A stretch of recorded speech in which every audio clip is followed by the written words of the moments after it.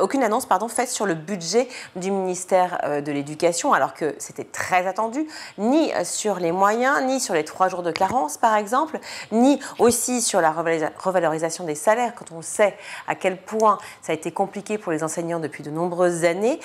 Ces points étaient quand même très attendus par la communauté éducative. Est-ce que vous pensez que c'est un choix délibéré? Alors, là c'est pareil, il y a toujours les deux aspects. Choix délibéré en se disant, je place ces sujets qui sont hautement inflammables, il faut quand même le dire, où il y a énormément d'attentes, et c'est bien normal, entre les mains d'Elisabeth Borne. Elle va lancer des concertations, elle va échanger avec la communauté éducative pour faire des propositions en vue du budget. Et puis, je pense que la visibilité qu'il a aujourd'hui sur le budget, elle est quand même assez limitée. Donc, dans une certaine mesure, il ne voulait pas s'avancer. Cela dit, on va peut-être en parler, il a annoncé aussi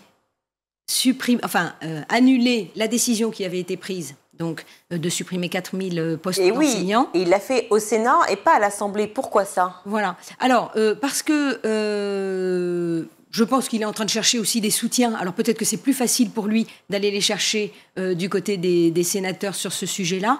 Après, il y a quand même quelque chose qui est important sur cette histoire des 4000 postes. Oui. C'est une annonce qui est quand même très symbolique de dire qu'on renonce à la suppression des 4000 postes. C'est ça. Hein. Oui. Alors, ça avait été annoncé, donc, comme vous le savez, par le précédent Premier ministre. C'est important en matière de symbolique. Pourquoi? Parce que, certes, on fait face, et c'est une baisse démographique, voilà, c'est mathématique, on le sait.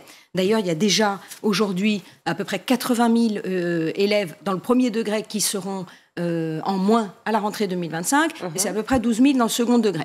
Donc, factuellement, on peut se dire, il y a moins d'élèves, moins besoin d'enseignants. En revanche, on sait aussi, et c'est ça qui est très important, c'est qu'aujourd'hui, on fait face à des difficultés pour enseigner, des difficultés, une baisse de niveau. Donc, ce que demandent les enseignants, c'est profitons de cette baisse démographique pour conserver le même nombre d'enseignants, pour avoir de meilleures conditions et d'études et d'enseignement, et relever le défi finalement de bien former la jeunesse.